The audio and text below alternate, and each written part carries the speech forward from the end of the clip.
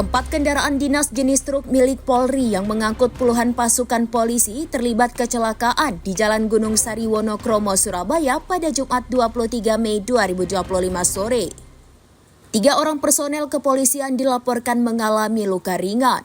Pantauan tribunjatim.com di lokasi sekitar pukul 15.30 waktu Indonesia bagian Barat, 4 kendaraan polisi yang terlibat kecelakaan itu diantaranya 3 kendaraan jenis truk, angkutan pasukan, dan 1 truk box pengangkut logistik. Pada bagian atas kaca depan truk jenis Toyota Dyna-Coke diesel, kendaraan dinas polisi itu terdapat tulisan Kop Sabara. 3 truk angkutan pasukan berada di urutan depan, sedangkan truk box pengangkut logistik berada di urutan terbelakang. Kondisi keempat truk dinas polisi itu dalam keadaan ringsek pada bagian bodi sisi depan dan sisi belakang.